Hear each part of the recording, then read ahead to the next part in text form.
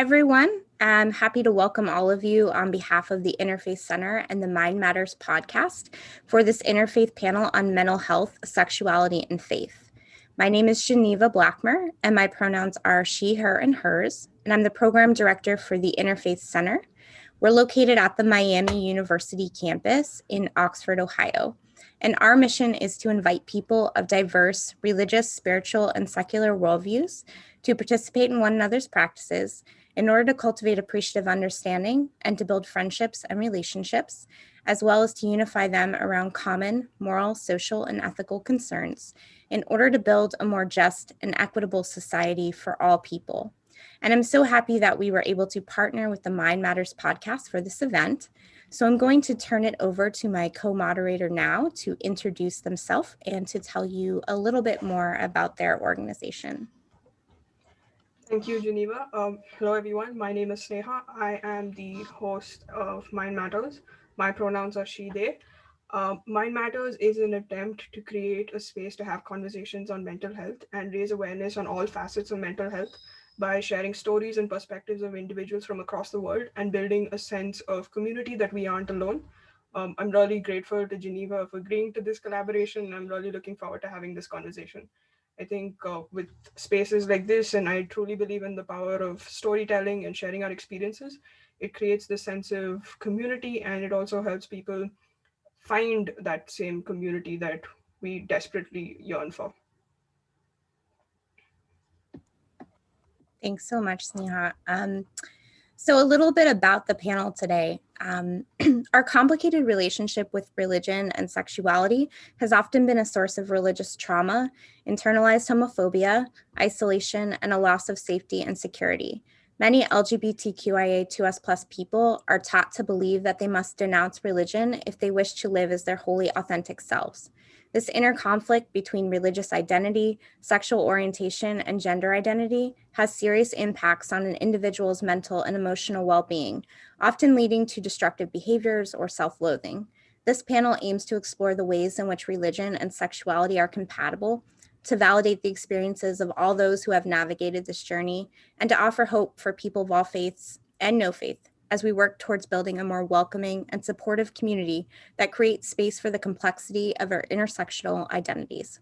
Our diversity of panelists will include nonprofit and faith leaders, medical professionals, chaplains, and individuals who navigated their own personal journey with sexuality and faith. So without further ado, I'm going to go ahead and introduce our first panelist. Dr. Joshua Psakowicz, his pronouns are he, him, and his. The Most Venerable Sunyanda is a priest, psychotherapist, martial artist, culinarian, and pathological epistomophiliac. Josh is a Zen Buddhist lineage holder in the Japanese, Korean, and Vietnamese Buddhist traditions, but also holds graduate academic and ecclesiastical training in a host of religious traditions. He recently served as the executive director of the Greater Kansas City Interfaith Council and maintains a private practice of spirituality, integrative psychotherapy. He may or may not remain involved in religion, chiefly for the brocade fabrics and extravagant hats. So Josh, I'm going to turn over to you. Thanks, Geneva. One of these days I'm going to have to come to one of these panels in one of those brocade hats, I think. Anyway, it's nice to be with you all this afternoon. Thanks for tuning in and for tuning your attention to this sort of complicated topic.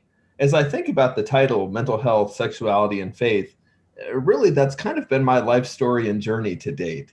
I was born to two mental health clinicians who served in the military in Germany, both from pretty staunch Roman Catholic families. And that was an interesting experience for a number of reasons, not the least of which is pretty early on in my life, around 5 or 6 years old. My parents ended up getting divorced, which is not a great or easy thing to do in the Roman Catholic tradition. And my father subsequently ended up coming out as gay. And we had many colorful family sort of bouts with institutionalization and mental health institutions. So really, this has been something I've considered throughout the whole of my life. Looking back, it was interesting to see how we coped with these sort of difficulties. You know, going from a Roman Catholic background to sort of falling out of that with the family trauma that we had collectively experienced. It was interesting to note how my family dynamic sort of leaned on religion to find support, but probably in less healthy ways than is at least advisable by me. I remember probably after 4 or 5 years of sort of being a Christmas and Easter not taking communion Catholic, the Jehovah's Witnesses knocked on our rural door where my brothers and I lived with our mother, and offered a convincing enough message that had us within just a couple of years attending the Watchtower Bible and Tract Society's meetings upwards of 5 times a week. And growing up in that milieu in the 90s, homosexuality, as they would put it, was a hot topic. And we weren't even really talking about transgendered issues in the public arena then. We weren't talking about bisexuality back then. Being gay was sort of crazy enough for the church to deal with, I think. So it was something that came up very frequently in our 5 times a week meetings, specifically about how this was something evil, how there were these culture wars going on, how this was an abomination in God's sight. And, as a young man who was not honestly thinking about my own sexuality at the time or really even understood what that was, it would become an interesting theme to work through as my life went on.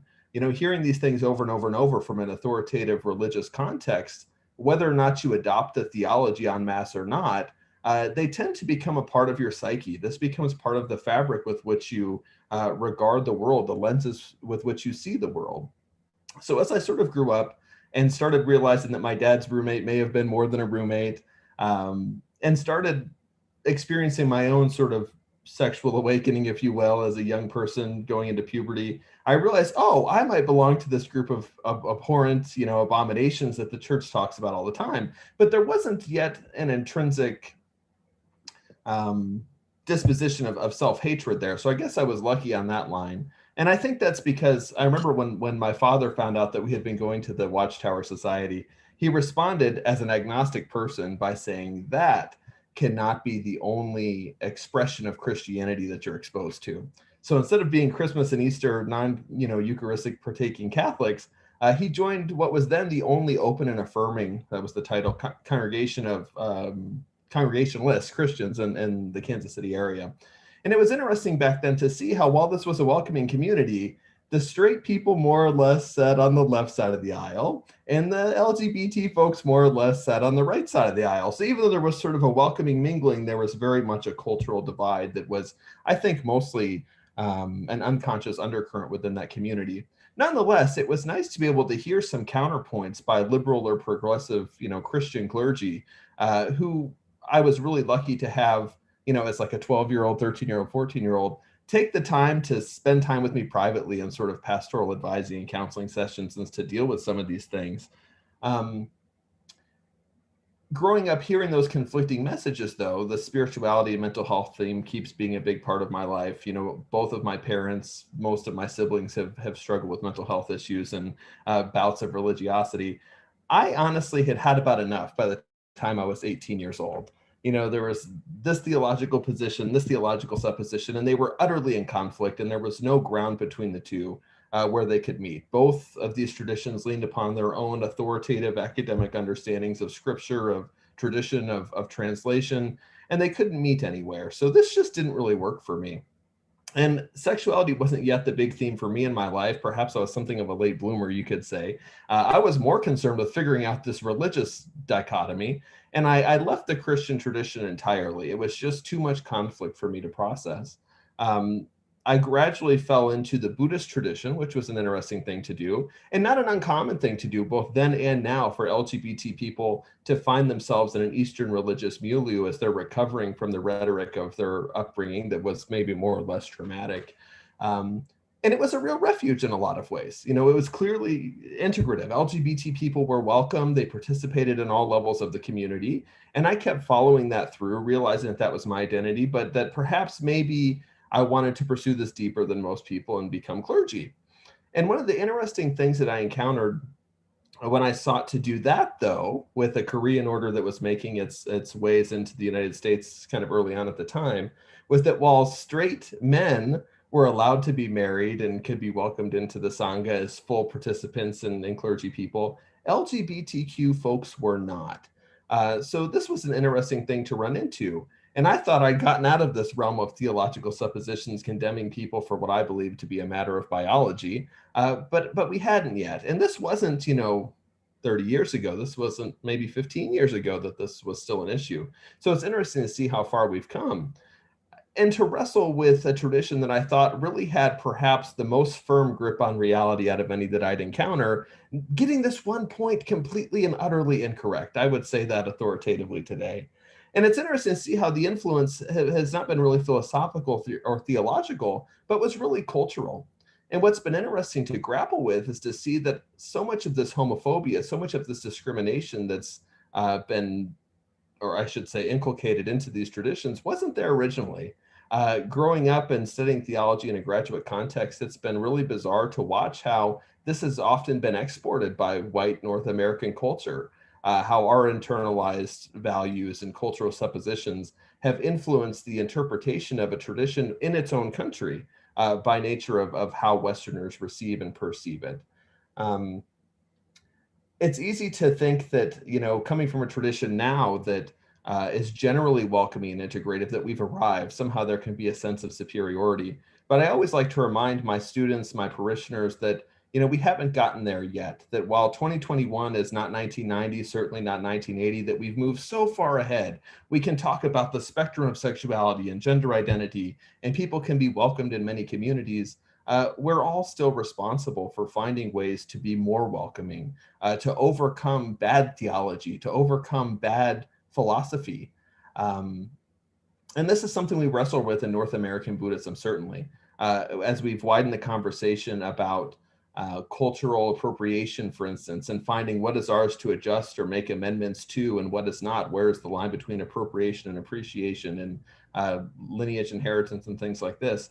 I still find that we're very much in progress and process. My own journey as a gay married man still finds difficulty in my own religious arena. And while I perhaps got enough self-confidence growing up with a gay dad and eventually figuring out that dynamic to not, have this self-hatred or self-loathing out of the religious tradition, certainly within my own tradition at present, I can't find a welcome everywhere within that context. So there's a long way to go. And I'm looking forward to hearing what other folks' experiences are as we go on with this panel. And perhaps as we get towards the end and have some Q&A, finding maybe some creative solutions to being together in a harmonious, progressive way. So thank you for the time for allowing me to share my journey, and I look forward to hearing from our other panelists. I just want to jump in quick. Josh, you mentioned you started off your statements by saying like this is such an interesting topic itself, like mental health, faith, and sexuality. I think one of the reasons we really wanted to do this is June being Pride Month. It is about celebrating all of it. But at the same time, it's like these conversations are so important for whether it's someone who's questioning, whether they're out and they're still trying to figure things out. And I think us as human beings, we're just so much more receptive to learn more and understand more when a particular topic is like highlighted. So when it's Pride Month, so many more people are just so much more inclined to understand. And I think that's why we wanted to use this platform. And we're grateful to everyone like here to share their stories. And I mean, yeah, that's sorry to interrupt, but I'd love to like introduce Tahil now. Tahil Sharma is the regional coordinator for North America for the United Religious Initiative and has been working with the interfaith movement since 2012. Following the Oak Creek Gurudwara shooting in Wisconsin, Tahil also serves as an interfaith minister in residence for the Episcopal Diocese of Los Angeles and a board member for Sadhana, a coalition of progressive Hindus. Thanks so much, Sneha, and thanks to Geneva from the Interfaith Center, and for all of you that are watching today. This conversation has been something that I've been thinking about for almost the past year now, because as of July 4th, I will have completed my first year being out as bisexual. And coming from a dual faith family, it's given me an opportunity to really explore all sorts of intersections that deal with my sort of personal journey, but also helping to think about the framework of intersectionality when it comes to faith and justice work. Oftentimes, this work is extremely complicated, and the nuance of sexuality and gender don't often go well when we bring up faith and spirituality. So for me, my coming out journey came as a difficult opportunity to think about what that kind of looks like, having to deal with it with my family. Unfortunately, when I sort of came out, it was in the midst of an argument with my parents. Um, and it came out as sort of a lashing out following a lot of the difficulties and nuance of dealing with the COVID-19 pandemic, dealing with racial justice work that I was sort of emphasizing, but also just the opportunity to be able to own my story and my narrative. And that continues to be a conversation that I have with them because understandably, my parents, being as liberal as they consider themselves, weren't completely used to this idea that they would know someone so close, let alone their own son, that might be from their family who identifies with the LGBTQ community. Um, my mom, my mom and dad reacted in different ways. Neither of those reactions were negative. They were more pensive or more taken aback by the fact that they didn't know. My mother told me in my exchange with her that she wished she knew sooner because she felt terrible that I wasn't completely owning my whole self to her. And my father sort of accepted it in a very quiet and subtle way, and I think just thinks about it very internally in a lot of different ways. And over time, it took a lot of the adjustments to the language that comes with having someone that they know that's LGBTQ, asking questions about other folks in the community that might be transgender, that might be gay or lesbian, or that might be bisexual. Um, and it really gave me an opportunity to look deeper into my faith, because I would say that my faith and my conviction personally allowed me to have the courage to be able to come out to my family. um, I come from two different religious backgrounds at home as a Hindu and Sikh, and both of those religions have very complicated relationships when it comes to the LGBTQ community.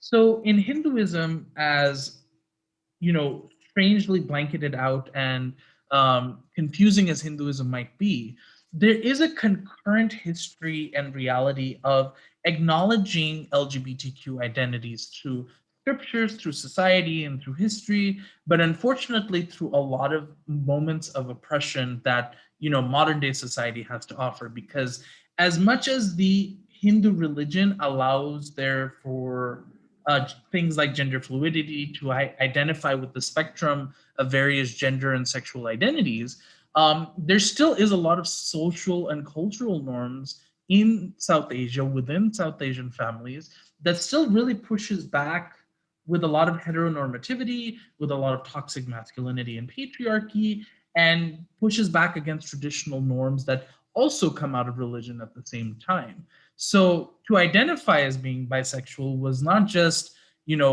owning a sexual identity, it was actually owning a part of my religious identity too. Um, and as a Hindu, that actually meant tapping more into the understanding of the feminine divine that's present within me in all things. I identify as a Shakta Hindu, which is different from my family, which is more Smarth or Vaishnav, which are, different quote unquote denominations of how people may focus on the divine in Hinduism.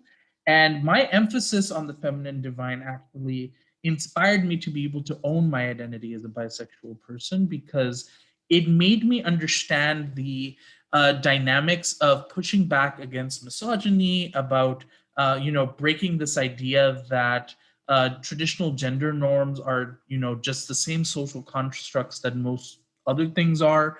But more importantly, the sacredness of the feminine divine and the responsibility that I have towards it too, not just within myself as a cisgender male, but also in helping others to acknowledge that as well. In the Sikh community, we face some of the same sociocultural norms that you might identify as queer, that you might identify as LGBTQ, and you will be quote unquote accepted within the community, but there are still some things you're not allowed to practice as being either baptized or coming from the community. And it's still generally looked down upon in some family dynamics and contexts. But the Guru Granth Sahib, or the Sikh scriptures, don't actually talk about sexuality in that way.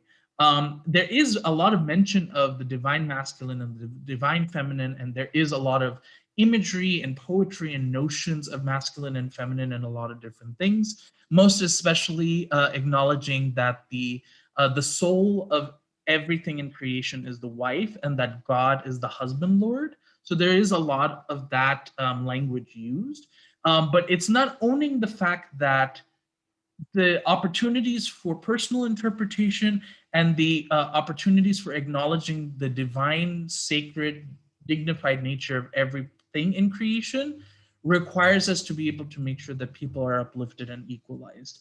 And it may not be spoken in those terms usually. And it's because we suffer, I think, from this dilemma of translation that's not just linguistic, but it's also faith-based and community-based of what does it mean to identify as LGBTQ? As we center Western voices in a Western narrative, to acknowledge the spectrum of different identities that exist, really impact the way that we are able to talk about these things, because it's not as easy as translating that into other communities because they may need to borrow our language. They may need to create their own language. They may need to re-own language that's already there that is undignified or that is dehumanizing, and owning it as something new. And a lot of those dynamics are still changing and still adapting in the ways that things work. Now, when it comes to the point of mental health, um, unfortunately, a lot of South Asian communities still struggle with the idea that there is a concept known as mental health. My parents included, as much as they don't want to admit it, don't really follow the concept of what mental health actually is. They find it to be a Western construct and don't think it's something. And unfortunately, it's a part of a bigger reality where people think you are either sane or insane, and there's nothing in between. You are either told to walk it off, you are told to exercise, which obviously does help in many ways, or you're told to pray. And unfortunately, the reality of mental health is way more complicated than that. It does not address the spectrum of issues that come with mental health, especially for people who may still be in the closet, who still may have just come out and may not have the safe environment to be able to own their entire identity. Um, and the struggle at that intersection is very different. I was very privileged to own the fact that I could be in a space that is nurturing in many ways and willing to learn, where many others don't have that access. And in the South Asian context, that intersection can be very dangerous. And I think it's, for me, it became an opportunity to really think about how am I able to explain that, not just from the context of well-being and self-care and community care, but how is there a theological mandate towards, protecting the sacred that does exist in all things and that exists among us within the LGBTQ community. So I start off with my comments there and I pass it over to the next speaker. Thank you so much, Sahil. I just want to quickly apologize that to those who are watching on the live stream that we didn't have the ASL interpretation up in the beginning. We had a couple technical difficulties, but we figured that out now. So thanks for bearing with us. So I'm going to introduce our next panelist, the Reverend Will Rucker, whose pronouns are he, him, and his, passionately works to transform culture through compassion. As an author, speaker, pastor, and host of Compassionate Las Vegas, the podcast, Will is engaged in local, statewide, and national platforms advancing socio-spiritual transformational efforts in restorative justice, anti-racism, and humanity first initiatives. Will believes that we are on the cusp of global transformation and consciousness like the world has never known, and is dedicated to helping people through their spiritual awakening and into expanded levels of enlightenment. So Will, I'm going to hand it over to you. Thank you. Wow, what enriching content and stories already. This is such an honor to just be a part of this conversation and to share a bit of my story and my perspective. I had a few talking points before this began, and now they're out the window, which is fine. No, in all seriousness, this is a complicated topic. It's complex. And really, that's where I could leave my conversation here is truly, it's complicated. Looking back as far as I can remember, I didn't know being gay was a thing I could be. That may seem strange, but I really legitimately just did not associate myself with that being a possibility. I always had more attraction to same gender, but I didn't know that that was the type of attraction people felt for the opposite gender. So it just wasn't something in my world. Mental health was also something that I didn't consider. In my family, you were either crazy or not. And that's about as far as mental health went. We did have people in our family who struggled with addiction, but we didn't use that term. Uh, there was just a lot happening that was beyond my scope of awareness, and that significantly impacted my mental health. I experienced traumas that until very, very recently, I did not even recognize as traumas. I'm still trying to unravel all of the pieces that shaped me into who I am today, and discovering which parts are authentically me and which parts are those that I created to fit in, to try to appease others. For some reason, when I was about 15 or 16, I joined the most conservative church in town. This church had access to the gay agenda, and they fought against it vehemently. Now, mind you, I still have yet to see this gay agenda, but they were sure that it existed and that it was after our kids and after our marriages and after our nation. Essentially, anyone in the LGBT plus community was a villain and demonic and absolutely a horrendous creature. There was no happy medium. There wasn't, oh, well, these are good people, but they struggle with sin. No, that was not my experience. The community was villainized and people believed what was coming across the pulpit. There were affirming churches I discovered later in life, but they didn't call to me because I had been indoctrinated with a particular framing of the Bible that only my church and those affiliated with us could understand. So that led me to a very conservative Bible school where I earned 2 degrees in biblical studies and theology and in Christian ministry. And the funny thing about it is, even in this extremely conservative environment, the principles that I learned helped me to become who I am today. Understanding the difference between exegesis and eisegesis was radically life-changing because I was able to go back over past sermons and say, I don't know if that's quite right. I had a very basic study in Greek and archaeology, and then far more intensive studies in each book of the New Testament and many of the Old Testament. And as I compared what I was being taught that these books said to what my study revealed them to be communicating, there was a vast difference. And the thing that I'll shift to now is really where I have found myself today. And that is with an extreme admiration for the biblical figure of Jesus the Christ. When I look at his approach to sociology, to interpersonal relationships, to politics, to religion, I'm inspired and I am hopeful. That's interesting because Jesus the Christ is where we get the term Christians from. And I certainly don't see that same inspiration in many churches today.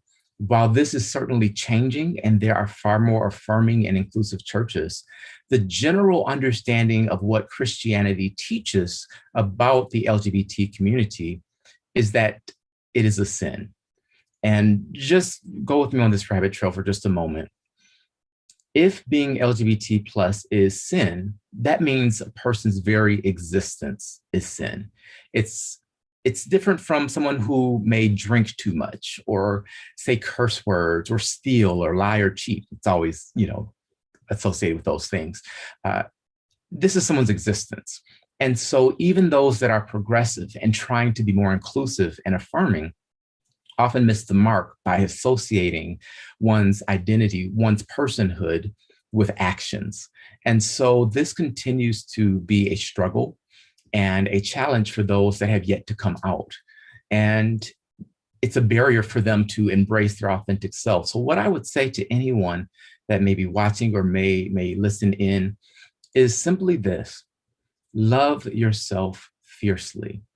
Learn to show radical self-compassion and radical self-curiosity. Get to know you. I didn't know who I was, and so I allowed myself to be shaped by others who told me who I should be. And that created all kinds of issues. There are still issues to this very day that show up in my marriage because I have a particular worldview that was instilled, even though intellectually, I know that that worldview is not healthy or helpful. And so I'm still trying to unravel that and adopt something that is more helpful for me, something that's holy for me. There's a Mariah Carey song that I love, and it's called Outside. In the opening verse, she sings, "It's hard to explain. Inherently, it's just always been strange. Neither here nor there, always somewhat out of place everywhere. Ambiguous, without a sense of belonging to touch. Somewhere halfway, feeling there's no one completely the same. Standing alone, eager to just believe it's good enough to be what you really are. But in your heart, uncertainty forever lies. And you'll always be somewhere on the outside." The foundational need of being human is belonging.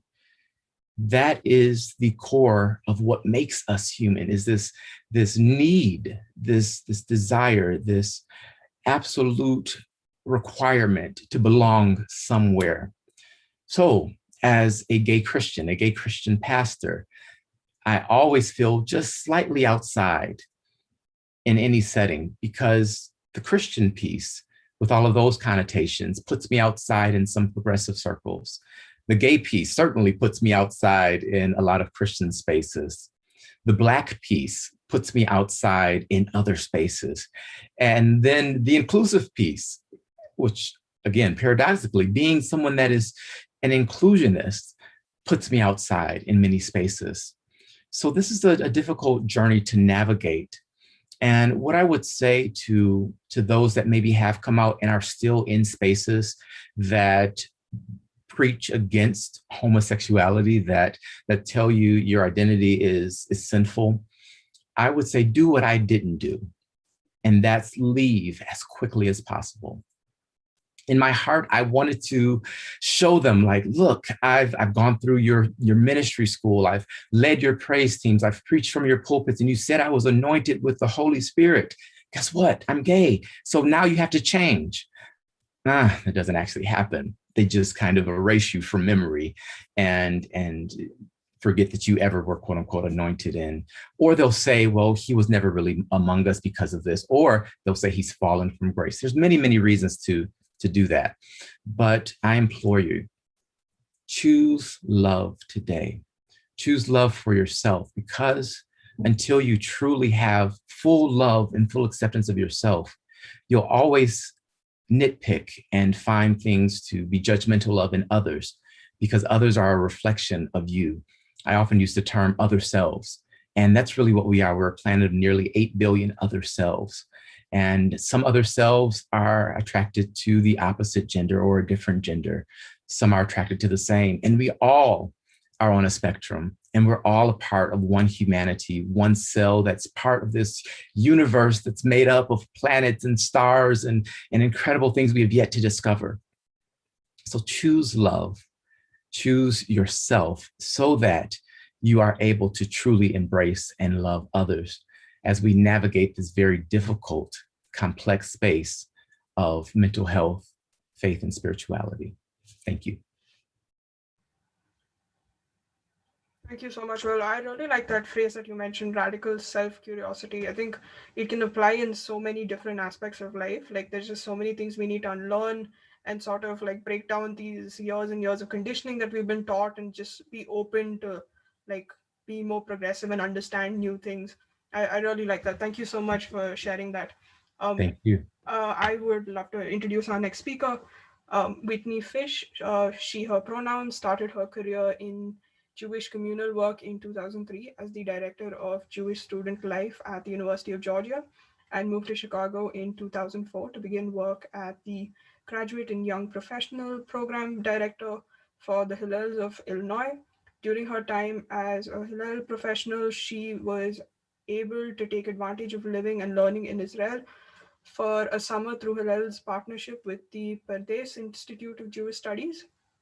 Upon completion of her year at Pardes, Whitney was back in Ann Arbor as a master's student at the University of Michigan School of Social Work. Whitney's studies focused on community organizing with children and youth, and she subsequently spent the last 10 years working with Jewish day schools as a school counselor and education administrator. Before taking the role at Hillel at Miami University, Whitney was the director of health and wellness at the Milken Community Schools in Los Angeles. Her personal and professional goals in life have always led from the proactive. She wants to create structures, programs, and systems that allow young people to not only survive but to thrive, and she wants to do so while role modeling the leadership and thoughtful communication that she hopes to cultivate in the young people she serves. I hope I got all the pronunciations right.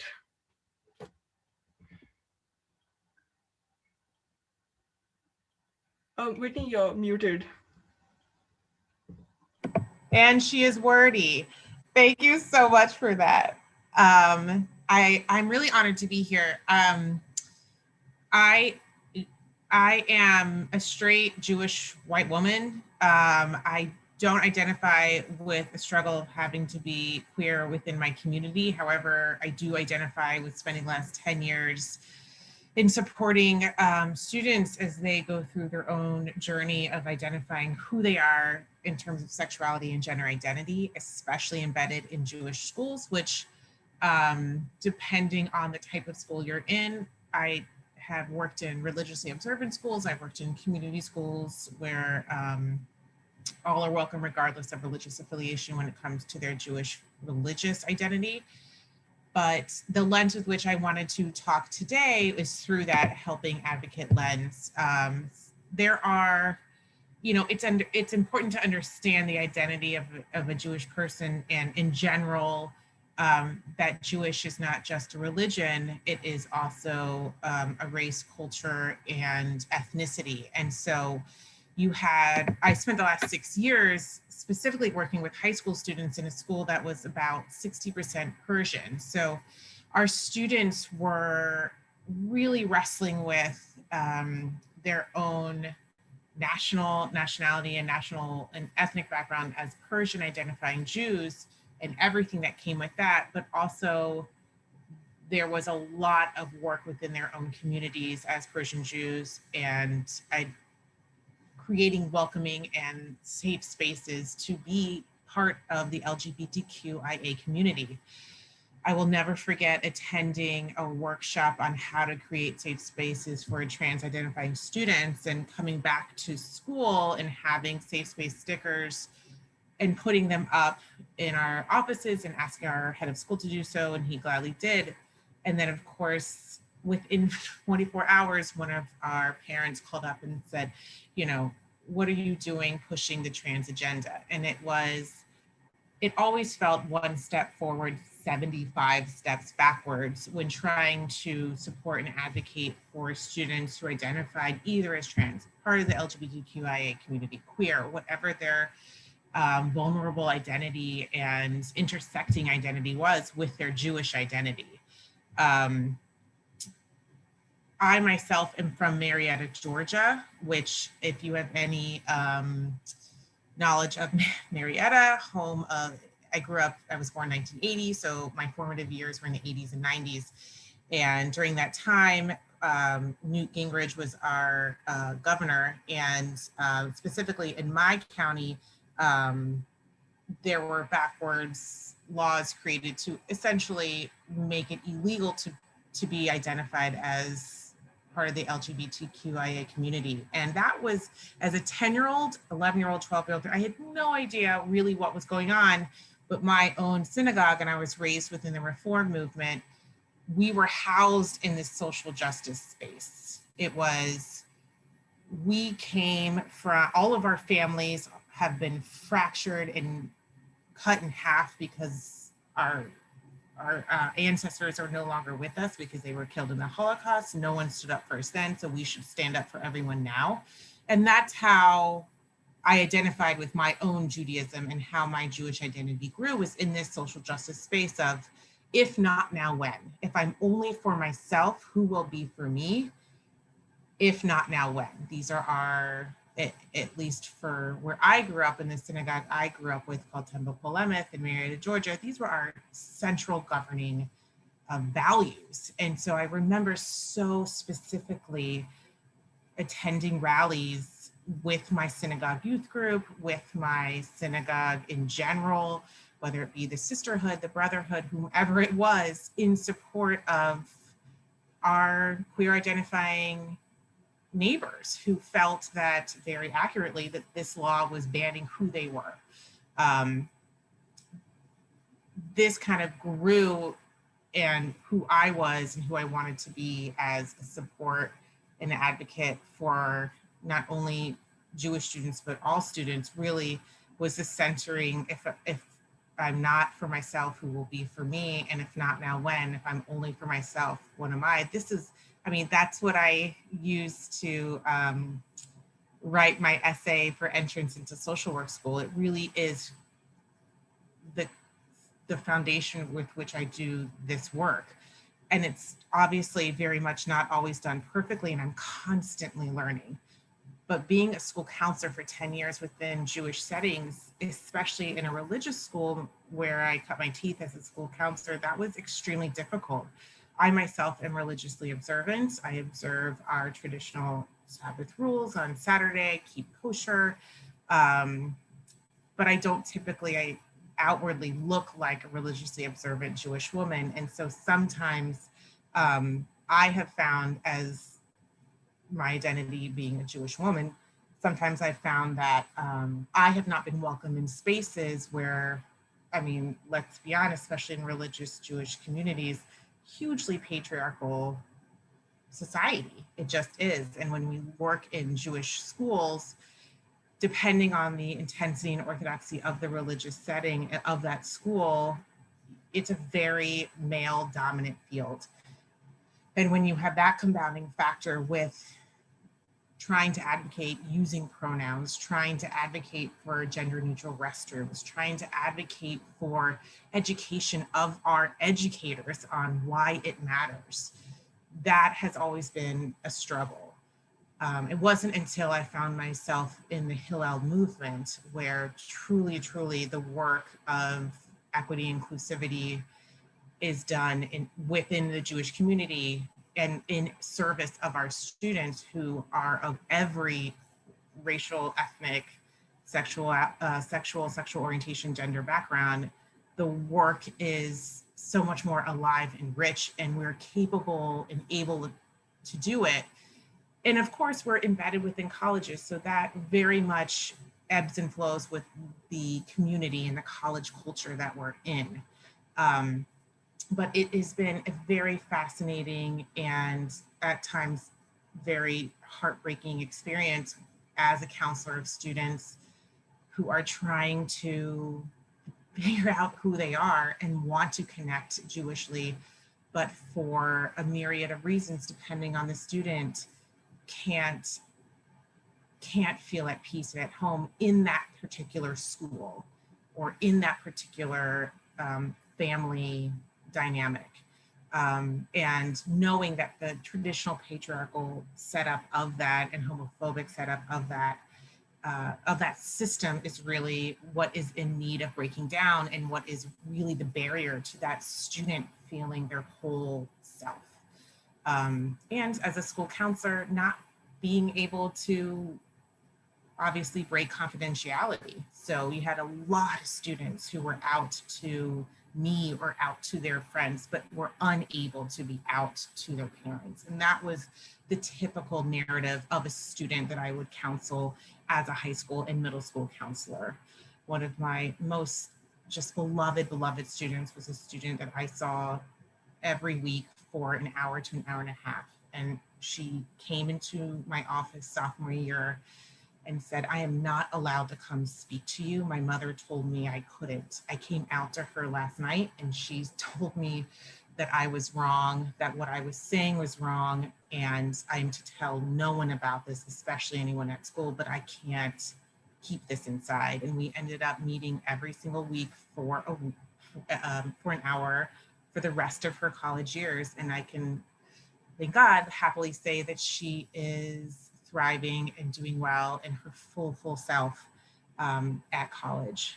But it took a lot of work and a lot of self-reflection for her. And she never came out to her mother again, but she did come out to her brothers and found a network there, and thank God for that. So just a little bit of a narrative from where I'm coming from, and I'm grateful for being here in this space and for being able to bear witness to the narratives of my co-panelists, and thank you so much.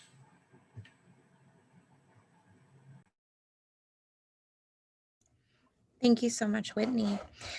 So our final panelist will be Melissa Porter.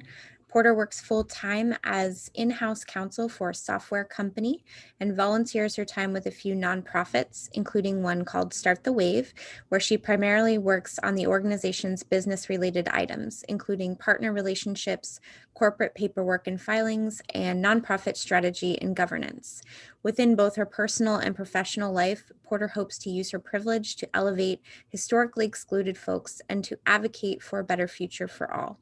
Even though Porter grew up in a Christian household, learning and practicing Lutheran teachings, coming into her authentic self prompted her to seek other religious avenues, and she now identifies as spiritual and searching. So Porter, I'm going to turn it over to you.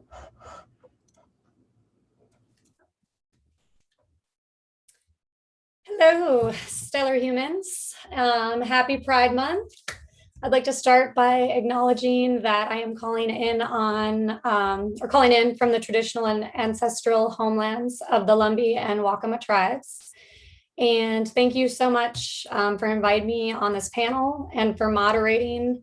Shelley, thank you so much for your ASL interpretation, and then to the rest of the panelists for sharing your stories. To say I'm nervous is a bit of an understatement. For those that know me, I don't do so well with public speaking. And I think I've only really shared the details of my personal journey with my sexuality and my faith in a public forum. That's on a previous panel with Geneva this past fall. So honestly, I'm still quite shocked I opted to do it, but if it helps even just one person hearing my story, I think it's absolutely worth it. So my journey with religious trauma due to my sexuality starts in a very small town in Minnesota, where the owner of every store. I think we had the only stoplight in the entire county. And if you weren't Lutheran or Catholic, you were considered weird. I grew up in a Lutheran household raised by my parents and my grandparents who lived just down the road. I grew up helping my grandmother at the Christian Lending Library, which she owned during the summer. And I spent time in her after school program, which was also religion-based, the Pioneer Girls. Grew up watching Veggie Tales and reading various versions of the Bible from the picture version when I was younger, learning all of the tales kind of broken down and stories, and then to the adult version as a teenager.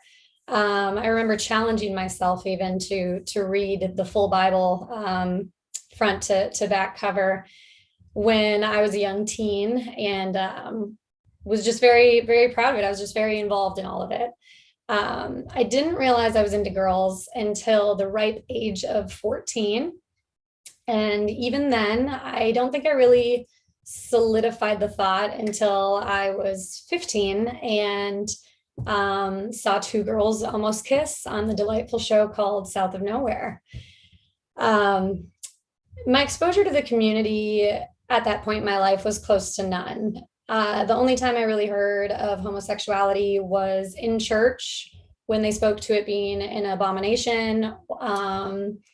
And then there was, I do remember the first time I ever even heard, or the first time I remember hearing the term lesbian, was when my family was talking about a woman that my grandmother was helping. My grandmother was consistently helping humans, animals, really anybody in need. And in addition to many other negative attributes about this woman, they added in, and of course she's a lesbian, and they said it, with that distaste. And so when I was coming to terms with these feelings and these thoughts, I knew that it was not going to be accepted. It was abundantly clear. I mean, with who I was surrounded by, what I had heard. And so ultimately, I immediately felt ashamed. When you are surrounded by a religion that tells you that who you are as a person is wrong and leads you to believe that you're going to lose all your loved ones and your support if you show really who you are, it doesn't just create loneliness, it creates shame, deep shame. I felt ashamed for something I hadn't even acted on. This was something I had seen, didn't even know what to call it, and was still just ashamed. I found myself going to sleepovers and making sure that I didn't sleep too close to my female friends. I found myself even opting to just sleep on the floor. I played sports and I wouldn't shower in the locker room, and I would change pretty quickly. I would not look around because I was so terrified that when I was outed or when I came out, people would look back on those moments and think that I was just a worse person than what I already anticipated them thinking. I was concerned, I think, not only about my sexuality, but about conforming to the gender norms at the time and what was expected from a society standpoint. I mean, I would hear the things that other kids would say about, people that didn't conform to those gender norms and to what was expected of them. And I didn't want to be the target of it.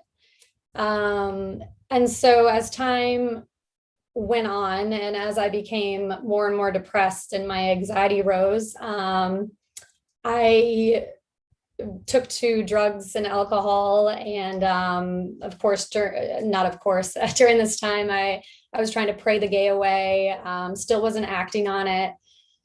And ultimately, the first time I came out, actually the second time I came out, there was a safe space with a friend that I'd ended up making that I was able to come out to. But after that, the first time I came out was after getting arrested. And it's funny because it was really brushed over in a way that you felt like it wasn't even taken into account. I was told that it was probably just a phase. We didn't talk about my depression, which I also didn't identify or know exactly what that was. But that's the thing about trauma and about mental health, is that a lot of people think that if you present all right to them, that you couldn't possibly be dealing with anything. But over the course of my life, I've dealt with many bouts of depression and very bad anxiety. And you learn to hide those things. You learn very, very well the techniques to use to hide those things and to hide who you are. And over the course of my life, it has taken me getting myself into trouble, getting myself into situations where, for instance, I was arrested, or after realizing that I had been crying in the shower day after day after day, month after month, and the thoughts were getting too real. And I knew that I didn't want to act on the things I was thinking about, like those types of things forcing me to say something. But did I really talk about it? Not at all.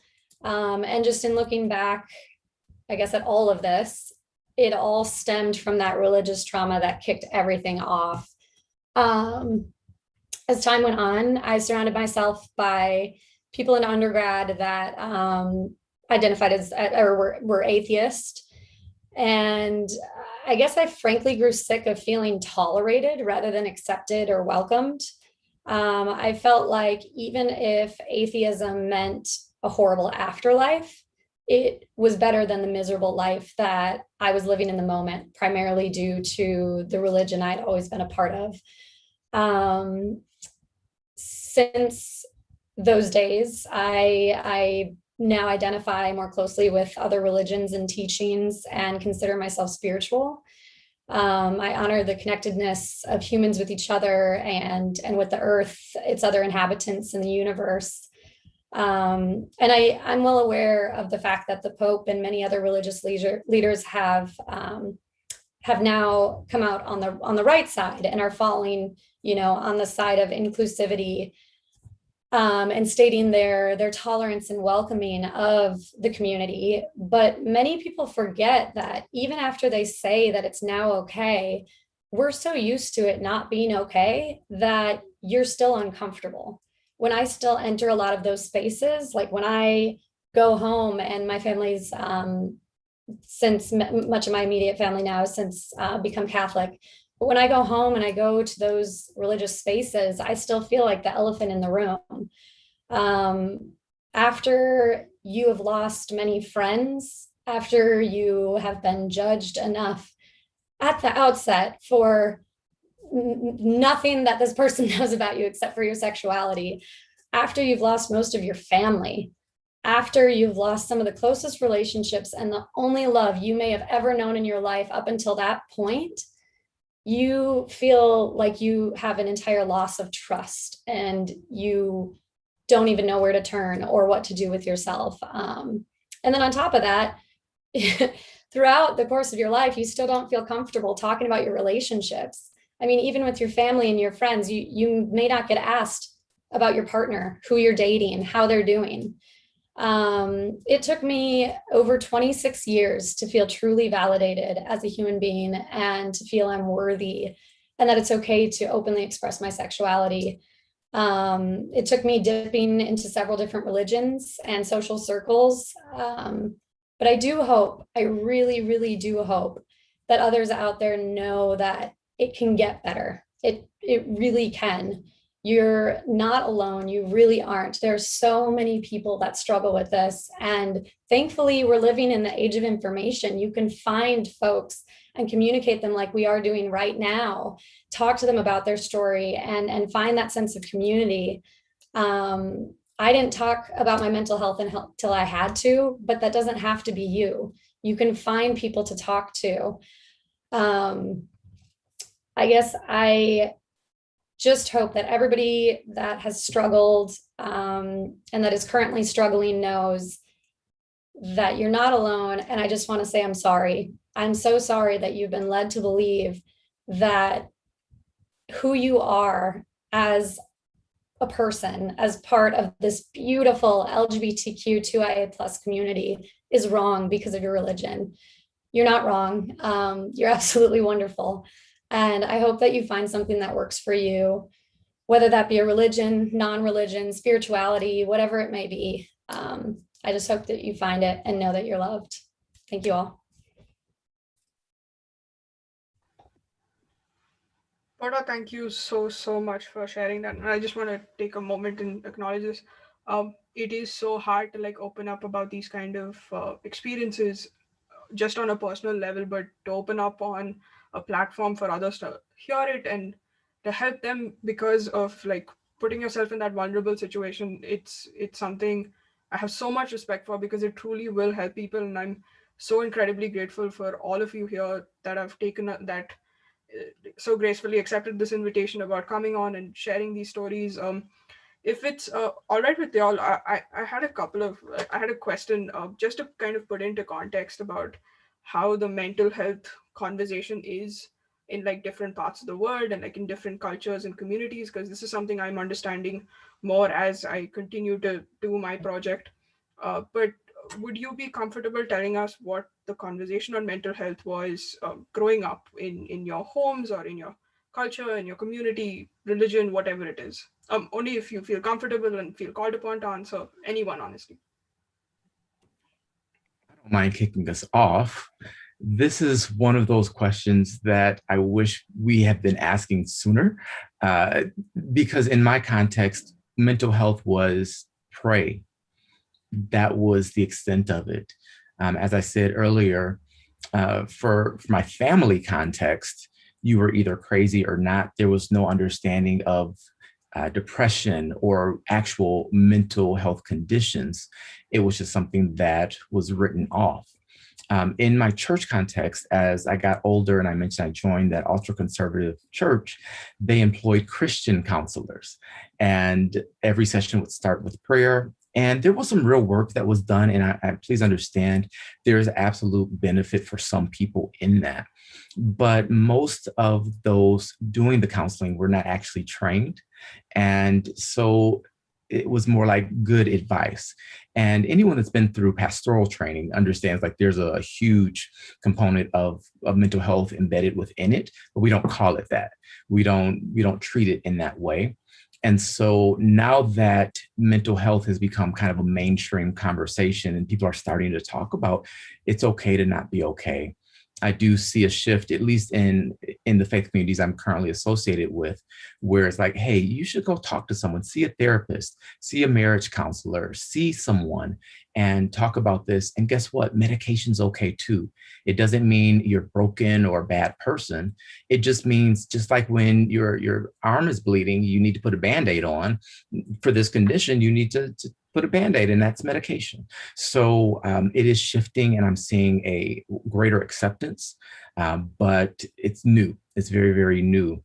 The last thing I'll add on that is there's still this conversion therapy that happens for LGBT plus people, and that is not therapy at all. It is quite harmful, and my hope is that we evolve to the place where that's not something that's practiced in any space going forward.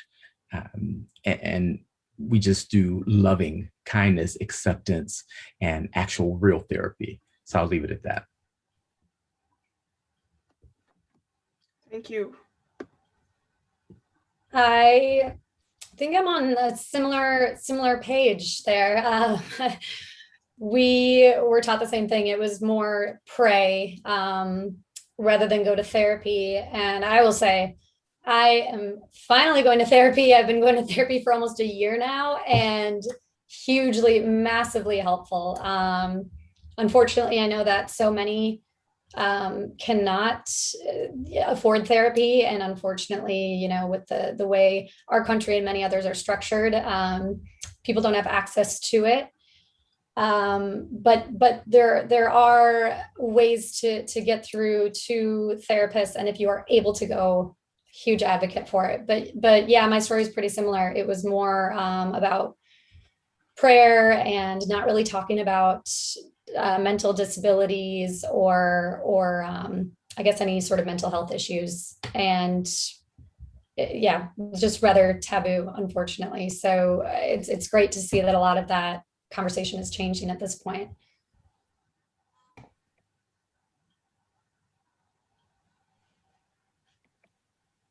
Not to be the resident school counselor broken record, but the more we can partner with schools and start this conversation that everyone has a sexuality, even my 3-year-old son has a sexuality, that sexuality isn't a scary thing. I think that we get to a space where it is less taboo. And that was some of the work that I saw that was able to make positive strides, working with other schools, doing parent education about what sexuality actually means. I had some great conversations with parents. Also working with parents when it comes to intersectionality. So I worked a lot in Persian communities, in South American communities, Jewish communities who were just underrepresented in the traditional sense in Jewish circles, but who had a lot to unpack when it came to, as a parent, not talking enough about sexuality, mental health, and all the things that scared that was about them and their fears and their concerns about just the fact that their kids were growing up to become actual individuals and humans. I can't advocate enough for partnering with schools and having those conversations young. If I could get my camera turned on, because it didn't end up being approved on my end. I need to share, I think, very much similarly to what Reverend Will, Porter, and Whitney have said before. Honestly, it is a it's strange. It's a binary for something that doesn't deserve a binary. Either you are sane or insane, you are crazy or not crazy. Um, anything that verges outside of sanity means you're out of the question. Like you need to get yourself put into a mental health institution, and that binary is very clear in the South Asian context. I think even Sneha can speak to that. Um, but also it exists in the cultural, the social, and the religious context. So a lot of folks will use religion, unfortunately, as some of the healing process for that quote unquote insanity. And there are a couple of traditions where, like, people have been controlled spiritually by something magical, and that magic needs to be removed by chanting these incantations or writing something and putting it into the ground, or taking someone to a priest and basically performing a version of an exorcism that happens in Hinduism. Um, in Sikhism, we can see that a lot in the cultural way as well, because everything is walked off. Everything requires something that is not actually addressing the deeper issue, even when that toxicity or what's causing that mental stress is being done within the home, which is very hard to address outside of the home, unfortunately. Um, and I think, as Porter was mentioning, because a lot of folks don't have those privileges, they don't know what to do. And I think a part of what can help with that is when, faith leaders are able to understand that intersection of mental health, sexuality, and faith as well.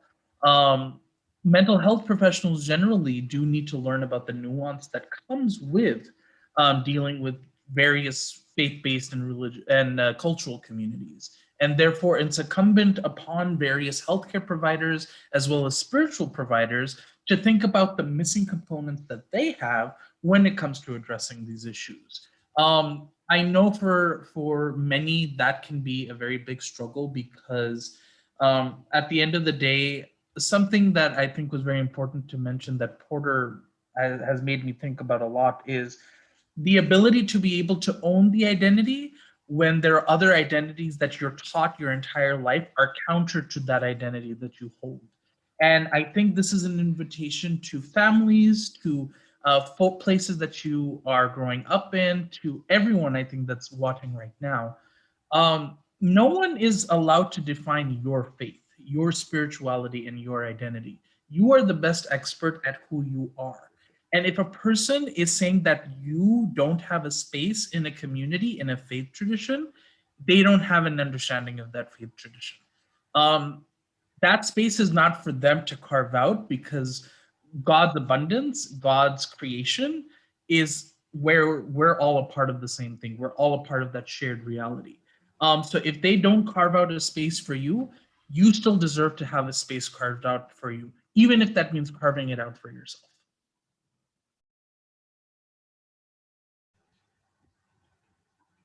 I could absolutely relate to especially that concept of the binary of insane and sane, and especially coming from that South Asian uh, background as well. Like in my house itself, I've been in therapy for almost 3 to 4 years, and my parents still have no clue. It wasn't until like 3 months ago or so, when they found out that I have a project like this, that they really realized how much I was going through. And it's still such a taboo discussion. And Porter, even the thing that you mentioned about how most times people don't even realize that people are in therapy. It was such a shock when people who've like had any sort of like interaction with me realizing that I am dealing with certain issues for such a long time.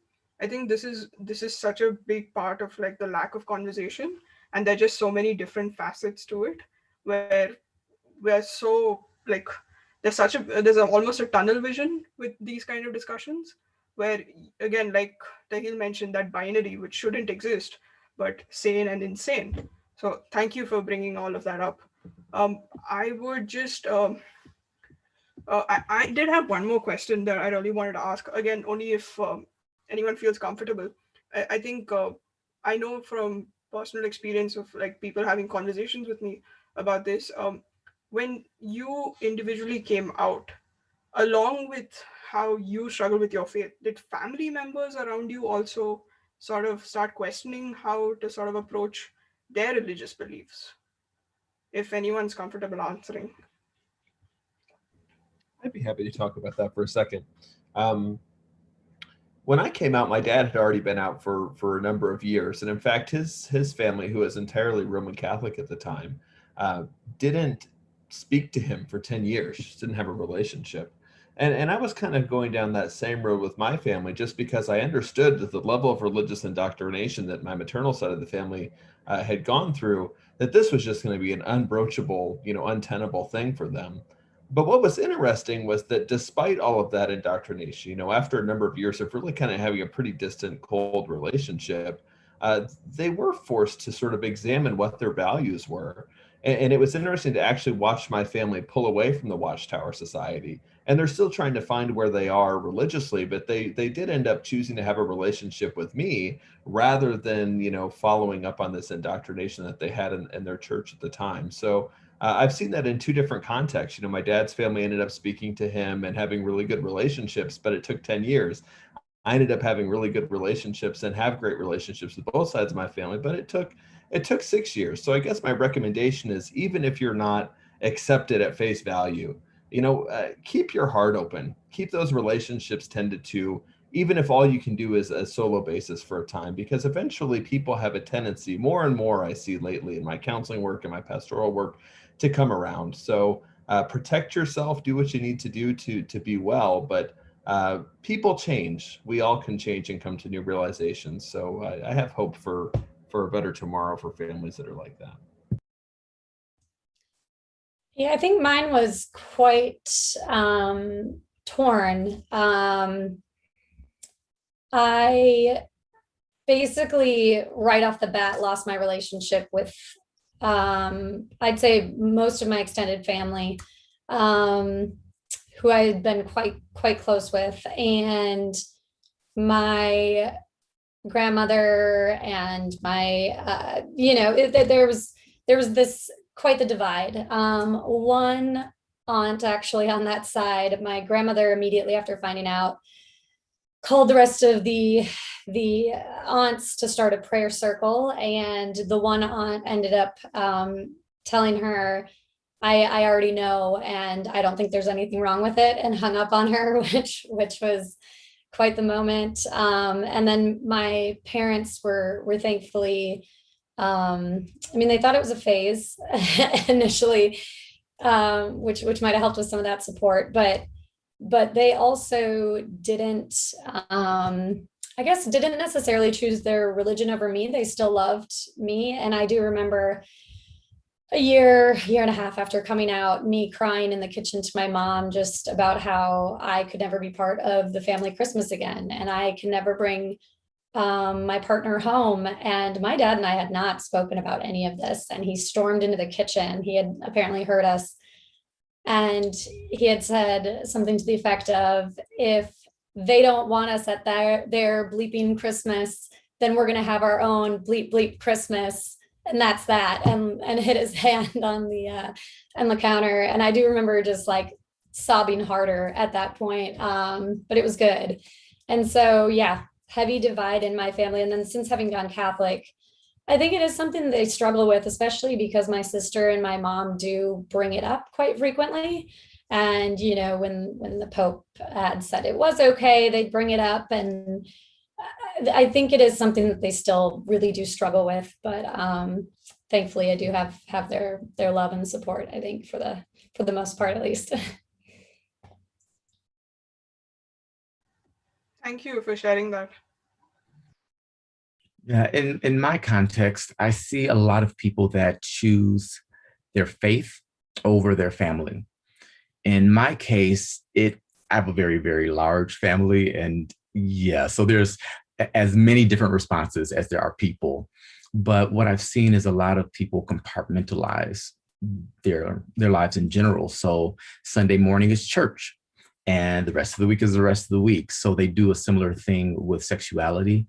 Admittedly, it's a bit more complicated as a pastor in the family, because you'll have a family gathering, and as a pastor, I'm the one that's looked at to offer the prayer, but there are family members whose faith says, I can't accept a prayer from this person because they're an abomination. So that can get a little tense from time to time. But over the years, what I have seen is a move forward. Some quietly contemplate their faith, and some have had to readjust their entire theology because of this, including other pastors in the family. Many simply say, well, we all sin, so that doesn't change anything. We still love you. That kind of thing happens. And the last thing I'll add is, as a wedding officiant, so I'm based in Las Vegas, the wedding capital of the world. So I do a lot of wedding ceremonies. For the same gender ceremonies, they're typically smaller. Typically, only the mothers attend, if any family, and typically non-religious. And so what that says to me is that a lot of people are able to accept this from afar. But when it becomes tangible or real, where the rubber meets the road, so to speak, there are still some boundaries there and some barriers. And once married, that family dynamic shifts, especially if it's someone that lives in a different state than their parent.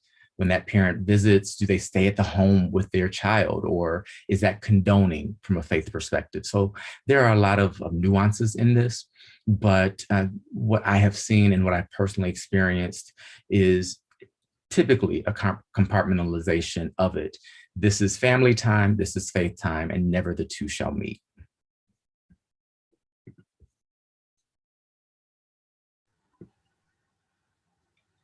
Thank you for sharing that. I just have one last question, and we've already kept you for so long. We don't want to interrupt your day any further. Just to sort of wind everything up, do you have any sort of advice or any sort of suggestions to anyone who's like trying to approach this conversation, whether it's with themselves or with someone they're close to, or any sort of message that you want to give to the members of the community as we bring this all to this wonderful discussion to a close?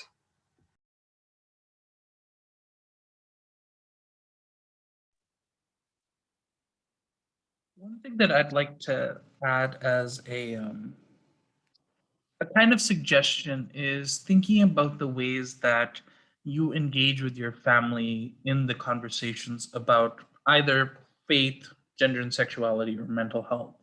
Um, it's important that you know you are honoring the entire person that you are and that you're not checking yourself at the door. And understandably, for parents and family members and colleagues and friends who are not used to these ideas, it is important also that you come into the space to teach as much as you come into the space to learn yourself. You will get to learn things like the true colors of others and how they feel.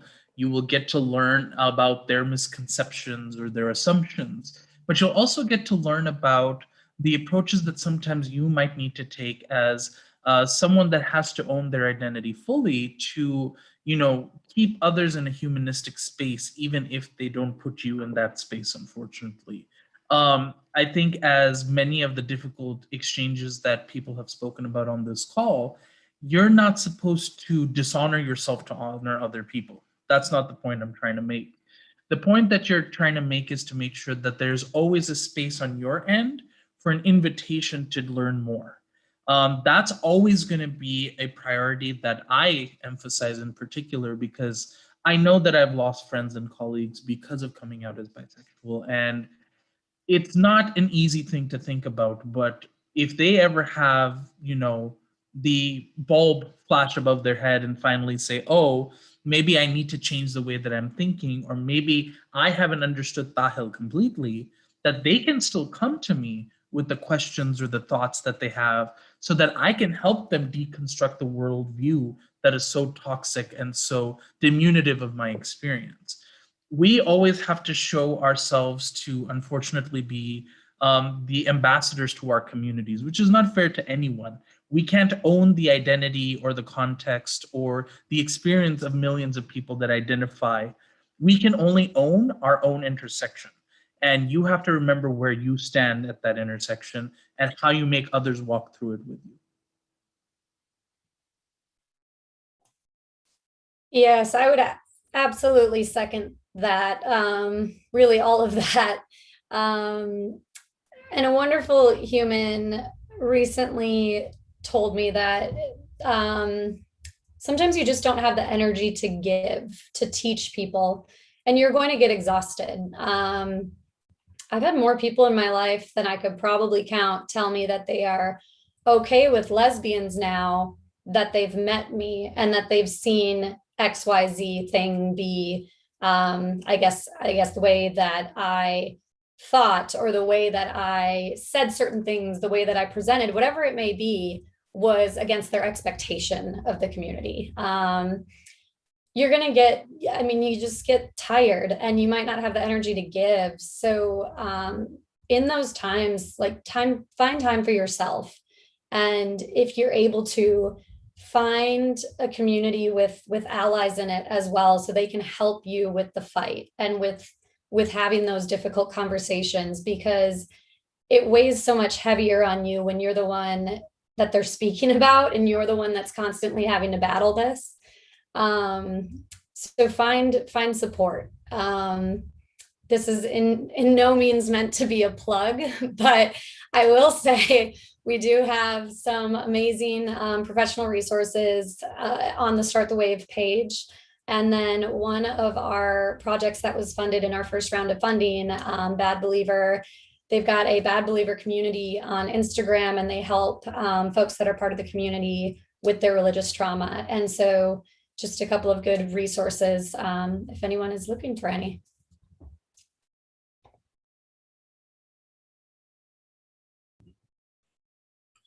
Thank you for those resources. I'm going to check them out myself. What I would say to close is choose love and show compassion. Know that you are experiencing this pain, this hurt, and this trauma in ways that you don't quite intellectually understand just yet, and so are they. You both experience pain and you also both inflict it. So whatever's happening, don't take it personal, and understand how this is so much bigger than just you and your situation, and you're not alone in this, yet this is uniquely your situation as well. So that both and approach. And then consider how values influence culture and behavior.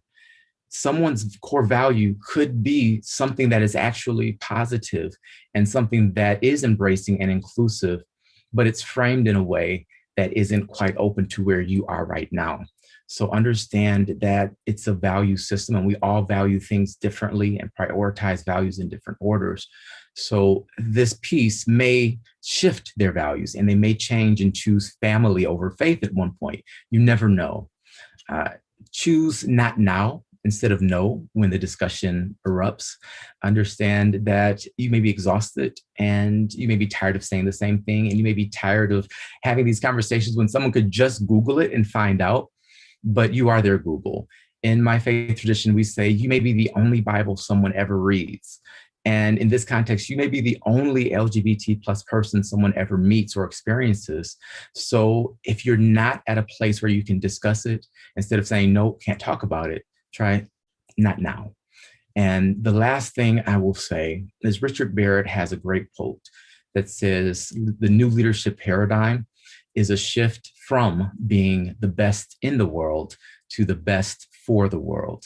And that's what I encourage each of us to do, is to embody the change we want to see and let go of the ego issues and let go of the pride and the need to be right, the addiction to being right, and simply be the change that we wish to see, so that we are truly what's best for the world, for our community, and for our future.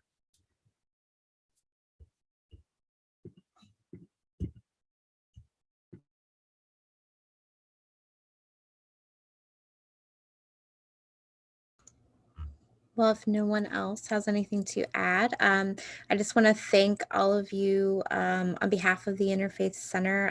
Thank you to all of our panelists for being here and for sharing your stories and your journeys, and for just your vulnerability and your willingness to be part of this conversation. And thank you so much to Sneha and to the Mind Matters podcast for co-sponsoring this event. And of course, thank you to everyone who tuned in today to this live stream. I hope that you found it helpful and meaningful, and that you will continue to share it. And please reach out to any of our organizations. I will try to add some resources to the YouTube channel for anyone who's looking for a way to connect in that way. So thank you all again. Did you have anything you wanted to add in closing? No, I just thank everyone for taking the time to share your stories. I truly believe when we share these experiences and stories, when anyone hears it, whether you relate to the entire experience or just even a bit of it, it's that sense of community that I was talking about. Like, it truly makes you feel seen and validated and acknowledged, honestly. And it was a story that I heard at one point in time that kind of changed my life and made me feel like I wasn't insane, and it's really helped me sort of grow from there. So that's why storytelling and story sharing is such a big part of Mind Matters. So I'm just so grateful to everyone here for taking us up on that invitation and opening up. And Shelly, thank you so much for making this more inclusive. It has been incredible working with you, and I'm so glad that we got to do it again. And again, I'm grateful to everyone. Thank you all so much. And thank you, Shelly. Have a great rest of your afternoon. All right, bye, everyone.